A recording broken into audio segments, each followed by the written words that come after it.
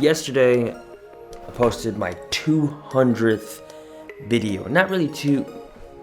before I get into that, I just gotta address something, just because I gotta be honest. Yesterday, posting the last video, I think it was the video 28, I technically failed this 100-day video challenge. I failed the last one too, that I did with my son, but this one I failed pretty early. What happened is that, I'll just be honest, I'll be real with you, I got caught up playing with my son, and I lost track of time, and by the time I sat down to actually edit, it was too late.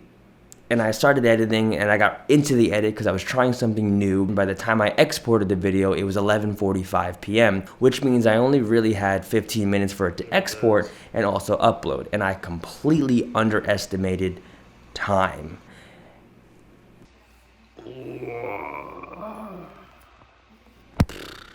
I missed it, and I failed. But failing something that you care about and you still keep going, I think it shows you how much you actually care about something. Because if you're crazy enough to keep going when you fail, then you realize that winning isn't the reason that you're doing it in the first place. I failed, so I'm just gonna keep doing it. All right. Let's do the countdown. 200 videos. 200 videos in SHADELIFE. Now SHADELIFE has always been a project that I've done to express the various areas of my life. I'm a free expressionist, a modern day Renaissance man. I started as a dancer, and then dancing went into DJing, all sorts of stuff. Photography, filmmaking, acting, public speaking, event planning, the love of travel, coffee, father and a husband. Also growing and maturing as an artist. I don't really want to pick and choose what to share because I feel like all of it is me. But there's also a lot of parts of my life that I just haven't shared. I don't know if I didn't share it because I couldn't find a good story for it, or I don't know. So here would be 12 memorable moments that have never made it into SHADELIFE. Yeah, and 12, that's just like a significant number in my family, especially to my wife and I. Don't worry about it. Not important for you. It's not important for you to know. Let's see, I wrote my notes here because ADD is my life. Okay, 2015, Chicago. 2015, my wife and I traveled together for the first time as a couple. We weren't married yet, but we went to Chicago. I had to go for an event to compete in called Slick City. That was an experience.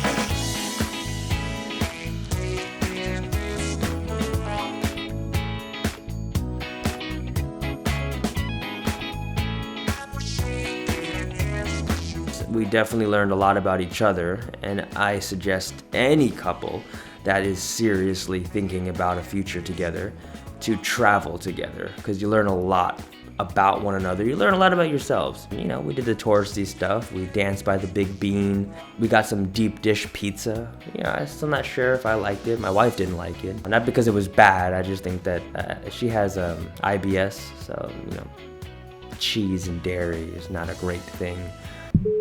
I don't know, if you use a fork and knife to eat pizza, at least where I'm from, I'm not saying it was horrible, whatever. Okay, number 2. Maybe I should do it backwards. I didn't think about that. I feel like I'm gonna have to write down all the numbers again, because I won't remember this stuff. Okay, let's think about this. All right, number 11, 2016, my TED Talk. It was a TEDx talk because I got to present at TEDx NSU, and that was a really awesome experience. This is the beginning stages for me in my public speaking journey. I had just started speaking at community events for dance events, really, and House of Drums, which is an event that, you know, I was a co-founder of. And this is my first time like having an actual platform that I was like sharing in front of a live audience of people. And as I walked outside to go finally see my family, I had this overwhelming feeling come over me because I looked out and I realized I was the same height as everybody. You know, in America, but here, my people, you know, like. It was really fun. I got to share my journey as a dancer, but also my journey as a community leader, and also a bit of my heart in ministry. And this was kind of the moment that catapulted me into more public speaking and gave me the confidence that I needed, from performance art to ministry to community activism, and also my love for writing, and put it all together, and I just got to share it with the world. That was a really fun experience, memorable, and also something that I will carry with me for the rest of my life. All right, number 10 is Rock the Crowd All-Style Competition by Control Freaks.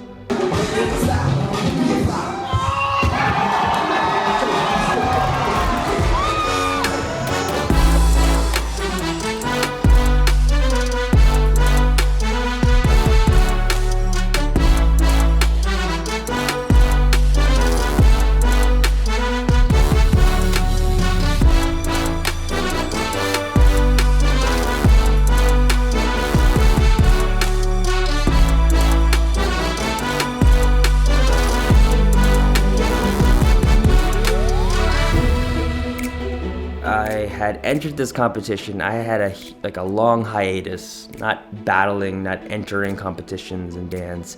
Also, I was going through many injuries, so it was just hard for me to come back, and I still didn't really know how I felt about the whole battle circuit and such and etc. I entered this competition just for fun, and I won.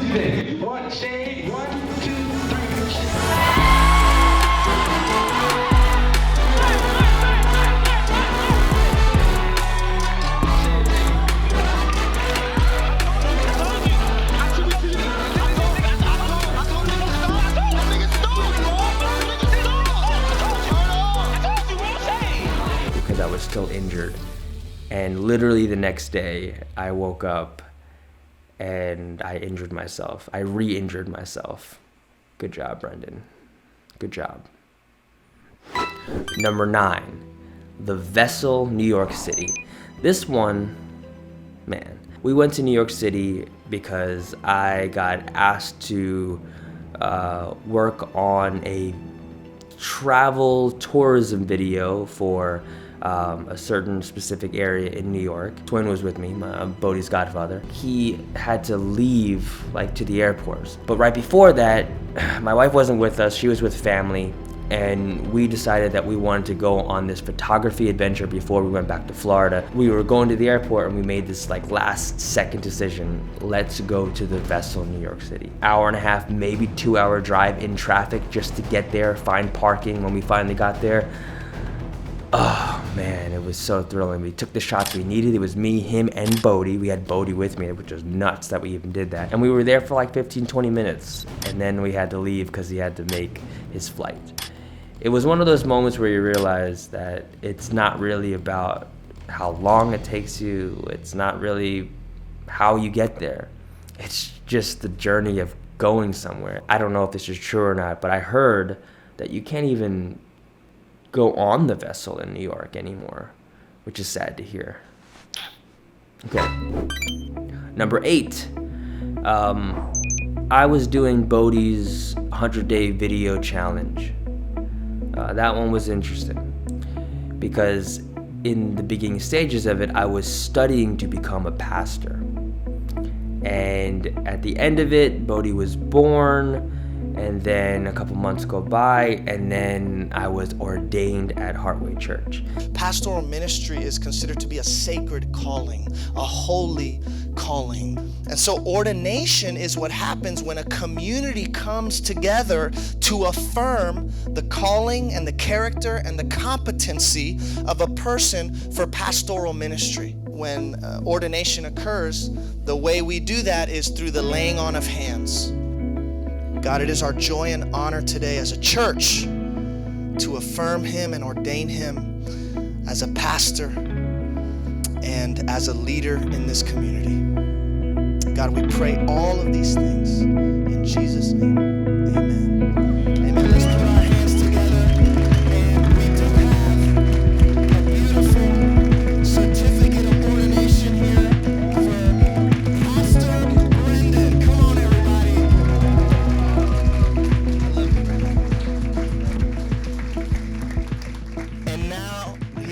his heart out.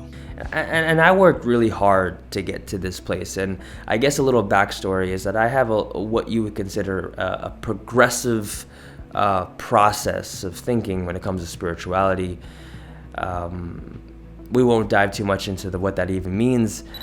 It's a lot of non-traditional ways of thinking, but also I would say in the idea of radicalism, it is probably more traditional. I don't know. This is babbling stuff that this is up to debate. It doesn't matter.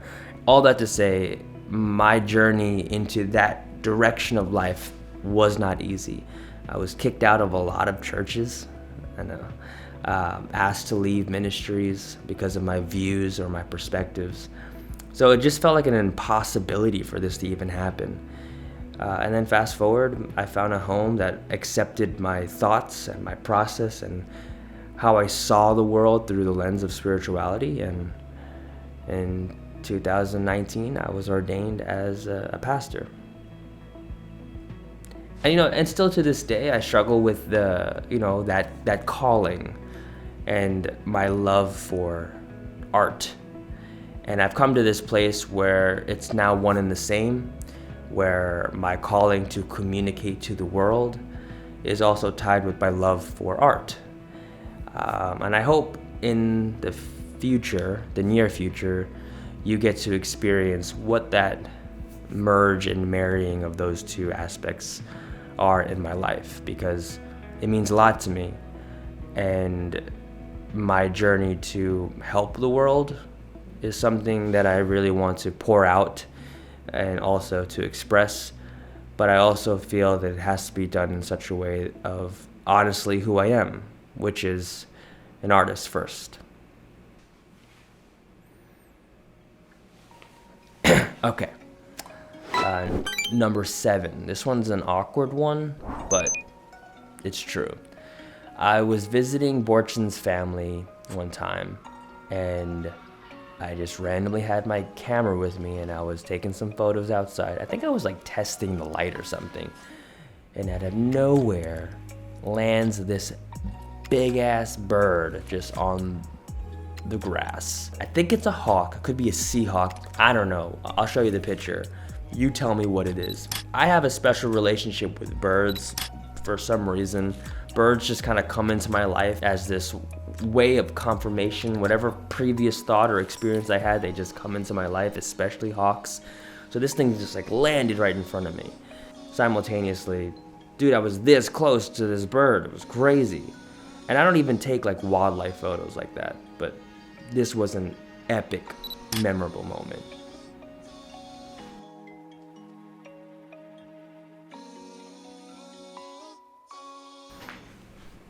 Number 6. In 2021-ish, I think, one of my friends have contacted me asking me to dance in a commercial, but I had already gotten booked for another project. Well, at least it was pending, so I couldn't do it. And then that project didn't end up working out, and then I got my wife, my friend Jansen, and Quincy on the project. And this project was a commercial for Samsung in conjunction with Vanilla Ice.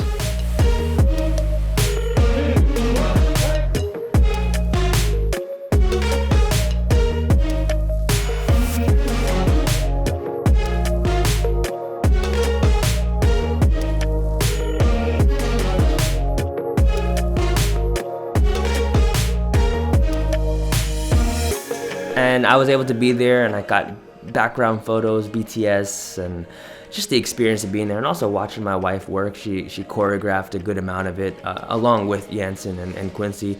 But one, I love seeing her on camera, and also it was just a win experience. You know, one of those things that don't work out, and then they do work out, and then it's like, yeah.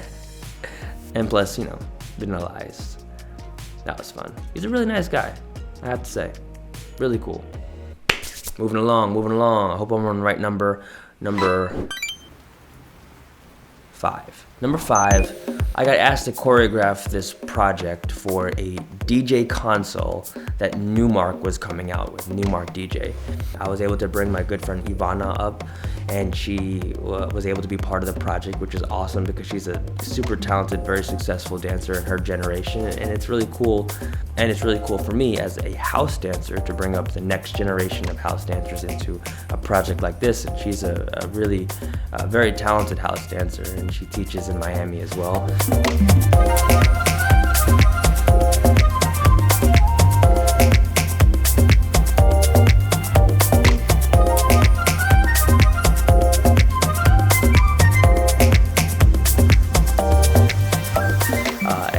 And it was fun. It was at VU Studios in Tampa. I think the coolest part about the project was not just choreographing it, but choreographing it in the idea of the equipment, because we were using a bolt, and the bolt camera is like the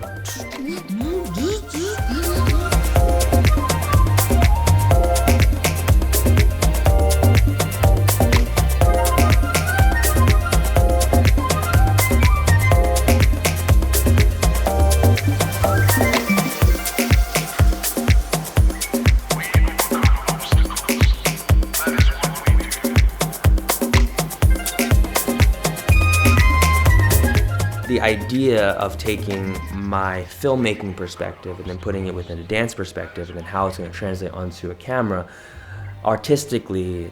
That was just fun. And also working with the homie to be able to put that together. Very fun. An hour to eat. Boom, wrapped. That's a wrap. Wrapped. Brendan. Wrapped. Brendan's Wrapped. like, Wrapped. Wrapped.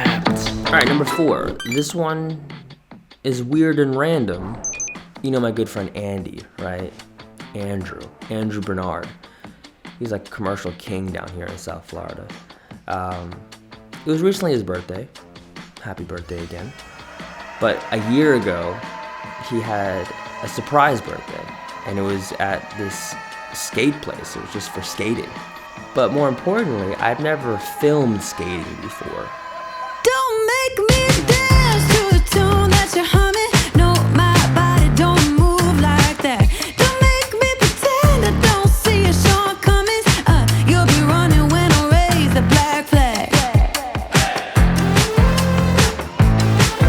Get out your bomb and fly away.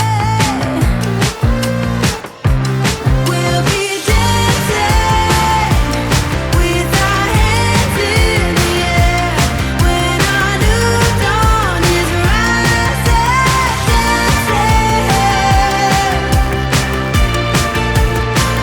to the break of dawn. I've never filmed skating while skating. So for me, the memorable experience is just filming while I'm skating. I've just never done it before. Can't say that all my friends can say that they've filmed skating while skating. That's the thing. Definitely almost broke my camera like 3 times. Number 3. This one is, I think last year, I did my first theater play. I'm still new at this acting stuff, as far as on the other side of the camera. I've performed before, I've been on stage, but as far as acting and being on the other side of performance, of production, I guess, this is new stuff. It was an honor to be part of this play. It was called For Children, and it is essentially about the journals of survivors from genocide. It's a really deep and moving story. And essentially it is the actual journals that are being read and acted out by myself and 3 other people. And it was a really emotional but also beautiful experience. And I've always said that in the idea of acting, one thing that I really want to do is do what I love to do, which is to tell stories. And what better project than to literally tell the story of this character. My name is Brendan Eldon Byrne, and I'll be reading from the diaries of Gaurav Dodger. Side note, my director was John Rensenhouse, and he was an original cast member original cast member of the Broadway Lion King, and he played Scar. That was an experience. I learned a lot from that whole experience, from my director, but also just being on stage, and also my co-stars. Just the process itself. I know that I still have a lot to learn, but as they say in the field, you learn on the job, and this was definitely one of those experiences that I learned on the job. All right, this one is my first ever black box performance. I did this under Michael Jacques' class in Miami. He's one of the best teachers in South Florida for acting, for film and TV. And I took his class, and I had the honor and privilege of working with some amazing other artists and students as well. But also we put together this black box performance, and it was the first one for me, but I was able to tap into a different side of me of performing that I've never been able to do, and I didn't even know that I was capable of it as well. So just experiencing that other side of the camera, man, that was something else. If you still got sports in your blood, go back to sports announcing. Sit in the glass box, watching games that I can't play, describing what I can't do while other players do it, sweating out their disgust and confusion in contests that I'm not fit for. I gotta sit back and drink a glass of Coke and half bourbon just so I can stand it. That ain't no goddamn good. No help, Big Daddy.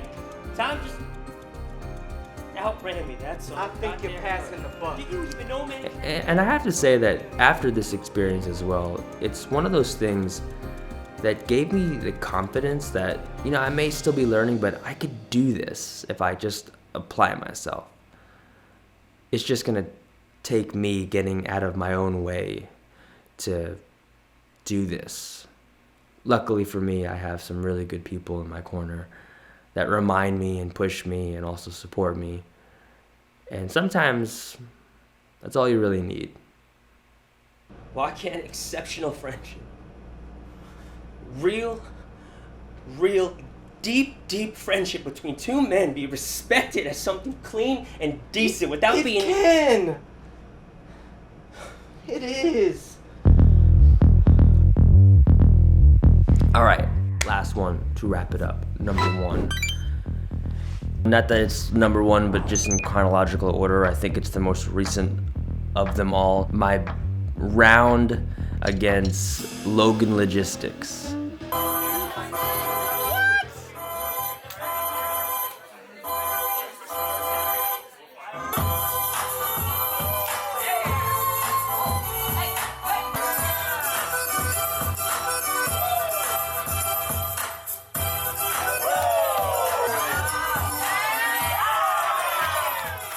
Now this was an epic moment because this is Logan Logistics. She's Rebel BC1 All-Star and winner. She's the world champion. And I didn't beat her in this competition. I just had a nice round against her. And I think it's just one of those cool things to say that you danced against a world champion.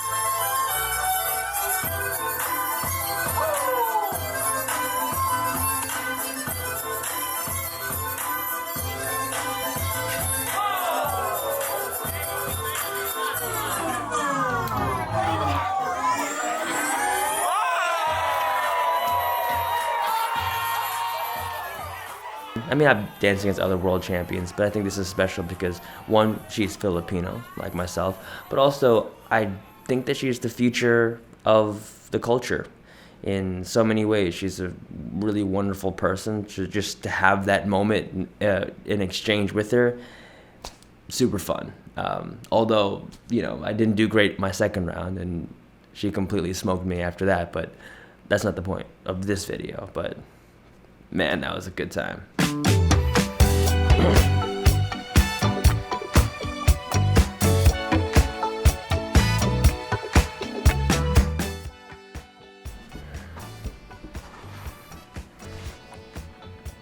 And lastly, this one's not for the top 12. This is just for me personally, and also my wife. My son's first day at school.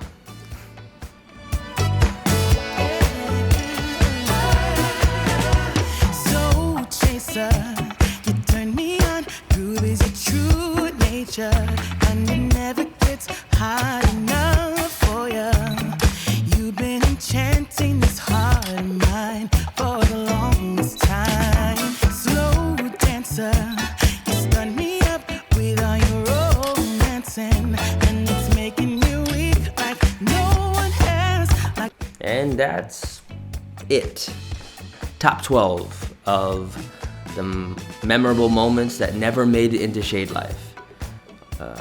200 videos down, and who knows how much more to go. All I know is thank you.